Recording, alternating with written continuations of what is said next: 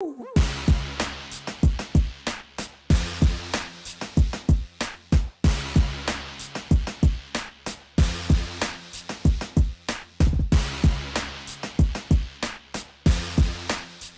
to the HopCast. Happy holidays, everyone.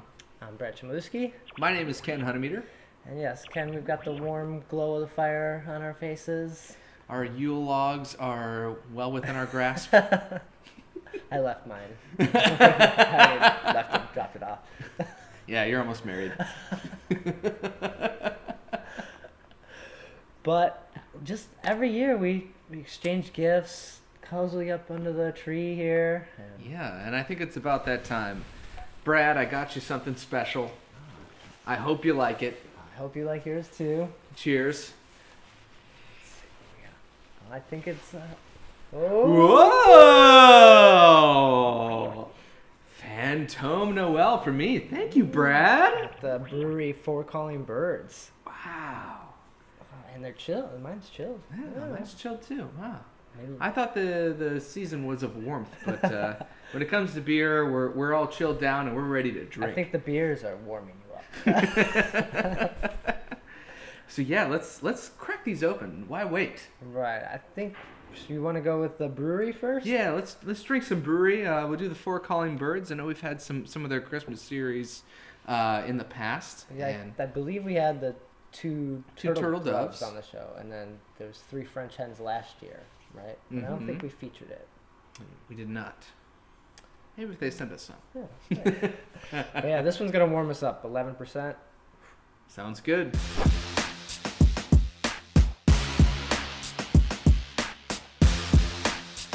Well, that pours out dark. Not even stouty dark. It's stouty dark. Yeah, I mean, there's like a tiny bit of reddish hue on the outside, but I mean, you're looking at a pretty damn dark beer with a nice tan, rocky head. I mean, there's a nice amount of carbonation and head retention in there. Look at that. Well, it came pouring out of the bottle when we popped the top. It did. It gushed a little bit. Not too bad, but it was a little bit of a gusher. But it smells. I mean, a lot of malt sweetness in the aroma. And booze. Yeah, this is an 11% beer, so make no mistake about it. It's pretty damn boozy. I'm not getting. There's supposed to be 4 spices in here. I'm not getting really any spice in the aroma. Not too much on the nose. I think more of it's taken over by the Booze. the booze and the just that malt sweetness for the background. I mean, maybe a slight bit of spice, but hardly anything. But the booze isn't like a bourbon beer booze, like burn your nose hairs kind of burn. It's like, it's boozy, but not, it doesn't feel like it's gonna hurt. You can smell those like ethanol alcohol compounds off the beer in your nose, but it's not, yeah, you're right, it's not like a whiskey burn, that kind of thing. So well, let's dive in. Sure. Speaking of whiskey, it's the holidays, so let's drink.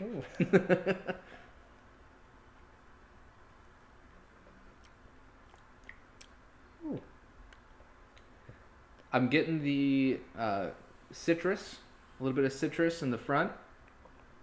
Okay. Rounded out by some malty sweetness.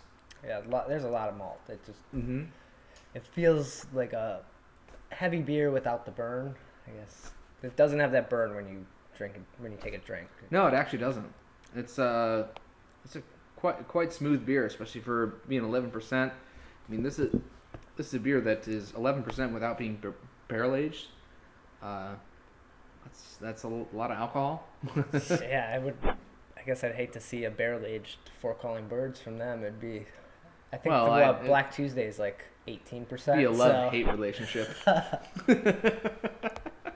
I would love drinking it, but you would hate to see what happened. I would love it. But yeah, you get a nice bit of that like Belgian yeast character out of it as well, which plays with the spices. And I think you because there's so much malt in this beer, some of that alcohol burn is just totally squashed and subdued. Okay. Yeah. And there's 8 malts in this and 8 different malts, 4 or 5 different spices. Okay. There's what we say, allspice, nutmeg, star anise, and orange peel. Orange peel. And there might be something else. But No, I'm not counting orange peel as a spice. But kind of your typical holiday type spices, your pumpkin pie or your gingerbread, those sorts of things you're gonna find in this beer right here, which is part of a series. Yeah, so I think every year they plan on doing a new beer. Up to 12?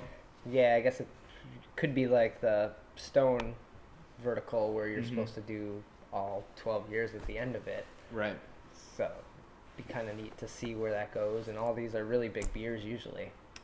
Yeah, that would be the difference between the two for me, is that the beers that the brewery has come out with this series, they seem like they can age well. Some of the Stone beers don't age Like particularly well. IPAs or things like why would you put them in that series and intend on drinking them in however many years? I never understood it, but some of them have been pretty delicious. But yeah, I could see a lot of the brewery beers are pretty big. They're big beers. So makes a little bit of sense. Well, yeah, and we've been there and we saw all those barrels that they had, and it's a brewery that has a lot going on in a little space. Right. Yeah, it's tiny. I mean, going into it, I thought they were quite a bit bigger, especially with all the barrel aging that they do. We see them out in Chicago.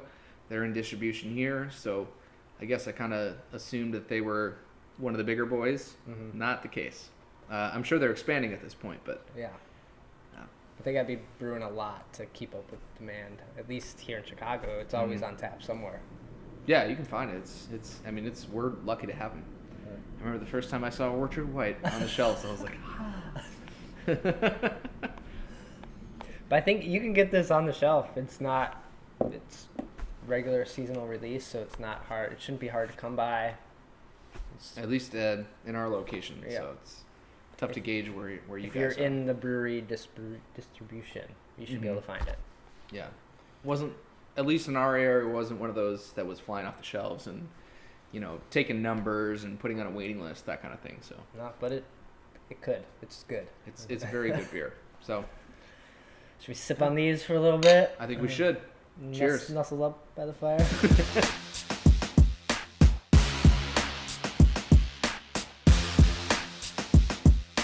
All right, well, I'm warmed up for that one.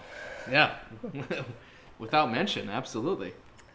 So now we got another big beer on the deck. Yeah, this one is a lovely beer that Brad gifted to me. Fantome de Noel. Well, I know you like it a little sour. So. I do. So, I appreciate the connection there. But it's a 10% sour. You don't usually see that too often. Yeah. So this one I'm very much looking forward to. And I don't think we've ever done Fantome. I don't believe so. I've definitely enjoyed Fantome off the show. Right. You'll usually see them. It's the little, ghost on the beer, or the Casper-looking guy. They make, delicious, usually sour-inspired Belgian beers. But their beers are a little bit pricey, but very, very good. Yeah. So, let's crack it open. Can't wait.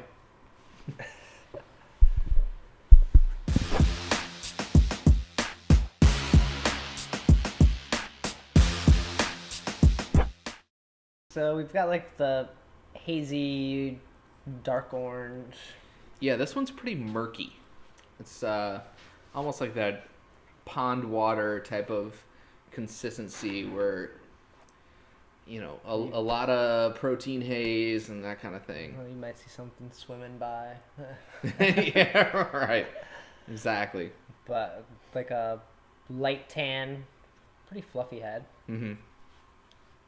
Poured out nice.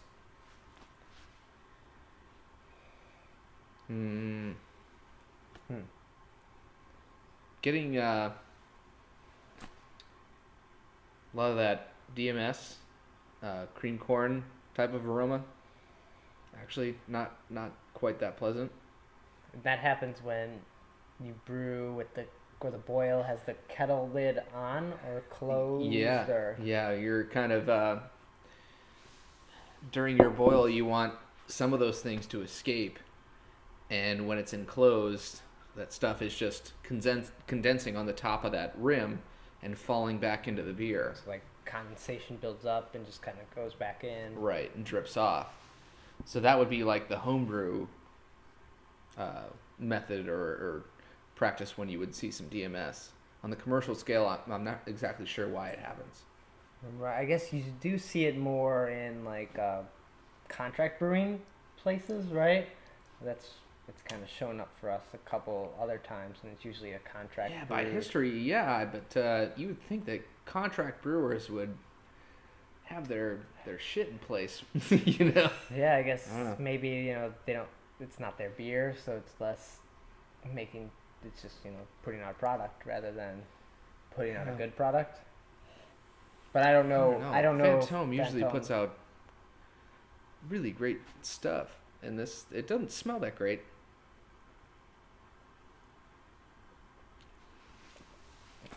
Yeah, this is infected with DMS. Am I alone on that, or are you getting that too? No, I got in the aroma. I don't get any of what I feel like I should get from the beer and the taste either. It's kind of missing. Even like trying to put aside the cream corn-ness, there's not a lot of spices, there's not a lot of holiday magic in this beer. There's a slight bit of tartness on it, but it's totally being distracted by the infection to me. It's just like that first shock is all cream corn. And so I'm having a hard time getting past it. And if we're getting this in one bottle, it's probably across the board. Like we've had other bottles that have been infected and messed up, but that could be light struck, it could be leakage. But yeah, do you know where you got this bottle?